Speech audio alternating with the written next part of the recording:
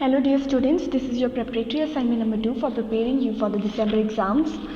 So before proceeding, it's time to take the pledge. I commit to be vigilant and bear in mind at all times the risk to myself and my colleagues from COVID-19. I promise to take all necessary precautions to prevent the spread of this deadly virus.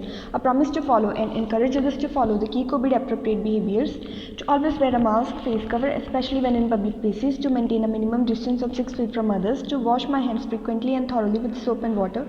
Together we will win this fight against COVID-19. Dear students, today we will revise chapter number 11, measurement. So first we have this checkpoint number 1. State true or false. Length is the measure of how long an object is. So length से हम measure करते हैं कि कोई object कितना long है. तो ये statement true है क्योंकि length से ही हम यही चीज़ measure करते होते हैं कि कोई object कितना lengthy है. Now things that look the same in size can have different mass. तो वो चीज़ें जो साइज़ में सेम होती हैं बट उनका मास डिफरेंट हो सकता है. तो ये भी ट्रू है क्योंकि अब बैलून और पंपकिन की एग्जांपल थी हमारे पास इस लेसन में. तो बैलून का जो मास है वो कम होता है, बैलून हल्का होता है, और एक पंपकिन जो है उसका मास ज़्यादा होता है, पंपकिन भारी होता है. तो देखने में उनका साइज़ जो है वो बिल्कुल सेम होता है पंपकिन और बैलून का, बट फिर भी बैलून का मास कम है और पंपकिन का मास ज़्यादा है. तो this is also true. Things that look the same in size can have different mass. जो चीज़ें साइज में सेम लगती हैं उनका मास अलग अलग हो सकता है. The common units for measurement of mass are metre and centimetre. अब ये फॉल्स है. मेजरमेंट ऑफ मास, मास को मेज़र करने के लिए मीटर और सेंटीमीटर यूनिट्स हम नहीं यूज़ करते. मास को तो हम किलोग्राम और ग्राम में ही मेज़र करते हैं. मीटर और सेंटीमीटर तो लेंथ की यूनिट्स होती हैं. तो common unit of mass are gram and kilogram, not metre and centimetre. तो ये भी फॉल्स है. We measure large amount of liquids using litre. तो जो लार्ज अमाउंट ऑफ लिक्विड्स होते हैं उनको हम लीटर में मेज़र करते हैं. मतलब लिक्विड्स जैसे हो गया वाटर, मिल्क या कोल्ड ड्रिंक्स, जो सभी लिक्विड्स होते हैं ये अगर ये लार्ज अमाउंट में प्रेजेंट हो तो हम इनको मेज़र करने के लिए लीटर यूनिट का यूज़ करते हैं. तो ये भी ट्रू है. The quantity of liquid a container can hold is known as capacity. अब एक जो कंटेनर है वो कितना लिक्विड अपने अंदर स्टोर करके रख सकता है उस चीज़ को हम बोलते हैं उसकी कैपेसिटी. तो ये भी ट्रू है. तो कैपेसिटी किसको बोलते हैं कि एक कंटेनर कोई भी हो सकता है, कोई भी बर्तन हो सकता है, कोई भी कप, मग, कुछ भी. वो कंटेनर कितना लिक्विड अपने अंदर स्टोर करके रख सकता है हम उसको बोलेंगे उसकी कैपेसिटी. ठीक है, तो ये भी ट्रू हो गया. Now objective type questions. Tick the correct option. Now litre and millilitre are standard units for the measurement of. अब लीटर और मिलीलीटर किस चीज़ की यूनिट्स हैं? कैपेसिटी की. कि हम कैपेसिटी किसी चीज़ की कैसे मेज़र कर सकते हैं? लीटर और मिलीलीटर में मेज़र कर सकते हैं. लीटर एंड मिलीलीटर उसकी यूनिट्स हैं कैपेसिटी की. Now to measure mass we use a weighing balance. अब किसी चीज़ का मास मेज़र करने के लिए हम वेइंग बैलेंस को यूज़ करते हैं. वेइंग बैलेंस से हम किसी चीज़ का मास या वेट, जब वजन बोल सकते हैं, वो मेज़र कर सकते हैं.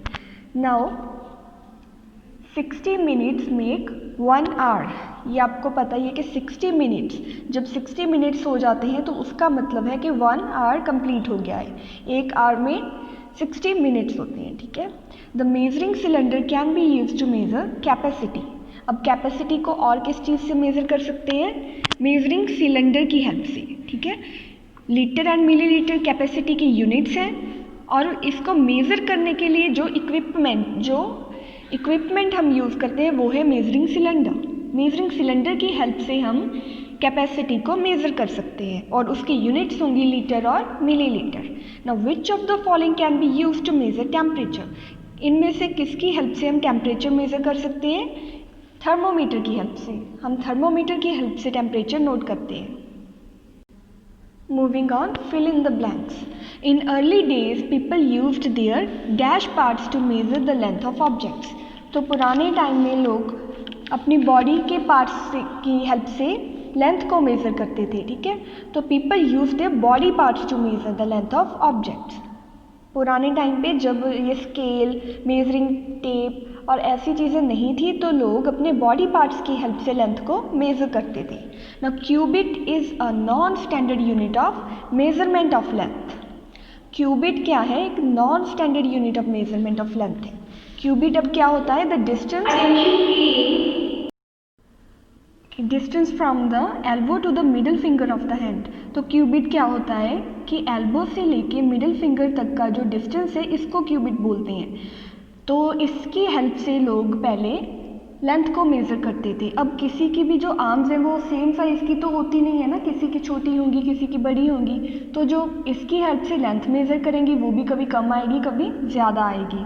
तो जब ये मेज़रमेंट एक्यूरेट नहीं आएगी, सही नहीं आएगी सभी लोगों के लिए, है ना, किसी के लिए कम आएगी किसी के लिए ज़्यादा, तो इसको बोलेंगे non standard unit of measurement, क्योंकि सभी के लिए उसकी वैल्यू सेम नहीं होगी। तो क्यूबिट क्या है? Non standard unit of measurement है। The gram and kilogram is the standard unit of mass. तो मास की यूनिट्स कौन कौन सी होती हैं? ग्राम एंड किलोग्राम, और ये स्टैंडर्ड यूनिट है। मतलब ग्राम और किलोग्राम में जब हम किसी चीज़ को मेज़र करेंगे तो सभी लोगों के लिए वो सेम ही अमाउंट आएगा, क्योंकि ये स्टैंडर्ड यूनिट है, सभी के लिए सेम होगी।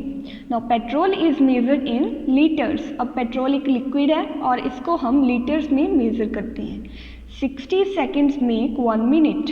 अब 60 सेकेंड्स जब पूरे हो जाते हैं तो इसका मतलब है कितना टाइम हो गया है? 1 minute. 1 minute has passed. Now find the odd one out. इनमें से ऑड कौन सा है? Milk, apples and oranges. अब एप्पल्स एंड ऑरेंजेस फ्रूट्स हैं और मिल्क क्या है? लिक्विड है। लिक्विड को हम मेज़र करते हैं लीटर्स में, ठीक है, तो milk is odd. Kelvin, kilogram, Celsius. अब केल्विन एंड सेल्सियस तो टेम्परेचर की यूनिट्स आ गई और किलोग्राम मास की यूनिट है, तो मास की यूनिट किलोग्राम ऑड है। ग्राम, फ़ारेनहाइट, किलोग्राम। अब ग्राम एंड किलोग्राम दोनों मास की यूनिट है, हम मास को मेज़र करते हैं ग्राम और किलोग्राम में। और फ़ारेनहाइट टेम्परेचर की यूनिट है, फ़ारेनहाइट की हेल्प से हम टेम्परेचर को नोट करते हैं, ठीक है। तो फ़ारेनहाइट यहाँ पे क्या आ गया? Odd. Food piece, table cloth, distance between two houses. तो फूड पीस और टेबल क्लॉथ ये दोनों क्लोथ्स की टाइप आ गई। और डिस्टेंस बिटवीन टू हाउसेस, दो घरों के बीच का जो डिस्टेंस है वो क्या होगा? उसकी लेंथ होगी। तो ये ऑड आ गई, क्योंकि जो सूट पीस और टेबल क्लॉथ है इनको हम मेजरिंग टेप की हेल्प से मेज़र कर सकते हैं और डिस्टेंस को हम लेंथ में मेज़र कर सकते हैं, तो ये ऑड है। Now clock, measuring tape and ruler. अब मेजरिंग टेप और रूलर इन दोनों को हम लेंथ को मेज़र करने के लिए यूज़ करते हैं, और क्लॉक हम टाइम को मेज़र करने के लिए यूज़ करते हैं। हम क्लॉक से यही देखते हैं ना कि कितना टाइम पास हो गया है, तो मतलब क्लॉक यहाँ पे ऑड है। Moving on to short question answers. Now why was there a need to standardize the units of measurement. तो measurement of units of measurement को स्टैंडर्ड यूनिट्स बनाने की क्या ज़रूरत थी? Because a standard unit gives accurate measurement. क्यों ज़रूरत थी? क्योंकि जो एक स्टैंडर्ड यूनिट होती है वो एक्यूरेट मेज़रमेंट देती है, बिल्कुल सही मेज़रमेंट देती है, और उसकी वैल्यू चेंज भी नहीं होती। जैसे स्केल की हेल्प से अगर आप मेज़र करते हो किसी चीज़ की लेंथ, तो वो सभी लोगों के लिए सेम ही होगी, क्योंकि सभी के जो स्केल हैं वो सेम मेज़रमेंट देंगे। बट जो हैंड्स की हेल्प से हम मेज़र करते हैं वो सभी के लिए अलग अलग आएगी, क्योंकि किसी का हैंड छोटा होता है किसी का बड़ा। तो इसी वजह से हमें स्केल्स बनाने पड़े, हमें स्टैंडर्ड यूनिट्स बनानी पड़ी, ताकि वो हमें एक्यूरेट मेज़रमेंट दे, सही मेज़रमेंट दे। Now define cubit, stride, foot span and हैंडस्पान।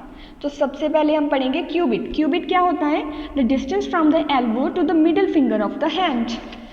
Elbow से लेके मिडल फिंगर तक का जो डिस्टेंस है इसको हम बोलते हैं क्यूबिट। स्ट्राइड क्या होता है? The distance covered by taking a long step while walking और रनिंग। तो वॉक करते टाइम, जब भागते टाइम, जब हम एक लंबा स्टेप लेते हैं, अपने पैरों से लंबा स्टेप लेते हैं, उसको हम बोलते हैं स्ट्राइड। यू कैन सी कि जैसे हमारे पैरों का जो डिस्टेंस बनता है जब हम एक लंबा स्टेप लेते हैं, है ना, तो उसको बोलते हैं हम स्ट्राइड। फुटस्पान, फुटस्पान क्या होता है? The distance covered by the foot. हमारा पैर जितना डिस्टेंस कवर करता है उसको हम बोलते हैं फुटस्पान। हैंडस्पान क्या होता है? The distance between the tip of thumb and little finger. So handspan होता है tip of the thumb, thumb के ऊपर से लेके जो लिटिल फिंगर है उस तक का जो डिस्टेंस है, इसको हम बोलते हैं handspan. Next question is write two things that can be use to measure length accurately. अब दो ऐसी चीज़ों को हमें बताना है जिसकी हेल्प से हम लेंथ को एक्यूरेटली प्रिसाइजली मतलब सही तरीके से मेज़र कर सकें। कौन कौन सी हैं? Rulers and measuring tape. Rulers and measuring tape, we can use rulers and measuring tape to measure the length accurately. ठीक है। Fourth question is which is heavier, a football filled with air और a truck tyre filled with air. So कौन सा heavy होगा? अ football जिसमें भी air भरी हुई है और एक ट्रक टायर जिसमें भी एयर भरी हुई है। तो ये ऑब्वियस है कि a truck tyre filled with air is much heavier. Truck tyre ज़्यादा हैवी होगा। क्यों होगा? क्योंकि ट्रक टायर का मास ज़्यादा है। ट्रक टायर आपने देखा होगा कि कितना बड़ा होता है और जो एक फुटबॉल है वो उसके कंपैरिजन बहुत छोटी होती है। तो जो फुटबॉल है उसका मास कम होगा क्योंकि उसका साइज़ भी कम है, और एक ट्रक टायर जिसका साइज़ भी बहुत बड़ा है और उसका मास भी बहुत ज़्यादा है। भले ही दोनों में एयर भरी हुई है बट इसका मास, फुटबॉल का मास कम है और ट्रक टायर का मास ज़्यादा है, तो जिसका मास ज़्यादा वो हैवी भी ज़्यादा होगा। Now fifth question is which instruments can be used to measure capacity? Capacity को मेज़र करने के लिए हम कौन से इंस्ट्रूमेंट्स यूज़ करते हैं? Measuring cylinders and measuring cans. So we can use measuring cylinders and measuring cans to measure the capacity. तो कैपेसिटी की जो यूनिट्स होती हैं वो लीटर्स एंड मिलीलीटर्स में होती हैं और उनको हम मेज़र कर सकते हैं मेजरिंग सिलेंडर्स और मेजरिंग कैन्स की हेल्प से। Now moving on to long answer questions of this chapter. So इस चैप्टर में मैंने आपको दो लॉन्ग क्वेश्चंस करवाए हैं। फर्स्ट है in olden days which body parts were used by people to measure things. तो पुराने टाइम पे लोग कौन से बॉडी पार्ट्स की हेल्प से चीज़ों को मेज़र करते थे? In olden days, people used to measure lengths with the help of their body parts like hand, arm and foot. तो पुराने टाइम पे लोग कौन सी चीज़ें यूज़ करते थे? अपने हैंड, आर्म और फुट। अपने हैंड, आर्म और फुट की हेल्प से लोग मेज़र करते थे कि कोई चीज़ कितनी लंबी है। सो हमने यहाँ पे भी पढ़ा था लोग किस चीज़ को यूज़ करते थे? अपने हैंड को, अपनी आर्म को और अपने फुट को। ठीक है, इनकी हेल्प से वो चीज़ों को मेज़र करते थे। Second question is what is the mass of an object, how will you measure it. Mass क्या होता है किसी ऑब्जेक्ट का और हम इसको कैसे मेज़र कर सकते हैं? Mass is the amount of material present in an object. अब किसी ऑब्जेक्ट में, ऑब्जेक्ट मतलब क्या होते हैं बच्चों? ऑब्जेक्ट जैसे बॉल हो गई, चेयर हो गई, ऐसी सारी चीज़ें हैं ना, material things, non living things, इन सभी को हम बोल सकते हैं ऑब्जेक्ट्स। ठीक है, हमने पढ़ा था ना living things and non living things. तो जो नॉन लिविंग थिंग्स और लिविंग थिंग्स होती हैं इनको हम ऑब्जेक्ट्स भी बोल सकते हैं। ठीक है, मास क्या होता है कि किसी ऑब्जेक्ट में, किसी भी लिविंग और नॉन लिविंग थिंग में कितना मटेरियल प्रेजेंट है, कितना उसमें मटेरियल, कोई भी चीज़ हो सकती है ना। जैसे ह्यूमन बॉडी में लंग्स, किडनीज हमारे बॉडी पार्ट्स होते हैं, internal body parts, internal organs, उनको भी हम मटेरियल बोल सकते हैं। जैसे बॉल्स होगी, बॉल्स में क्या भरा होता है? बॉल्स किस चीज़ से बनी होती है? वो रबर की बनी होती है ना, उस चीज़ को हम उसका मटेरियल बोल सकते हैं। तो मास ये बताता है कि किसी चीज़ में कितना मटेरियल भरा हुआ है। ठीक है, और दूसरे शब्दों में ये भी बोल सकते हैं कि मास से किसी चीज़ के वजन का पता चलता है, किसी चीज़ के वेट का पता चलता है। Now how will you measure it? Mass को मेजर कैसे कर सकते हो आप? A weighing balance and weights are used to weigh objects. Mass को मेजर करने के लिए आप वेइंग बैलेंस यूज़ कर सकते हो, वेइंग बैलेंस एंड वेट्स को यूज़ कर सकते हो।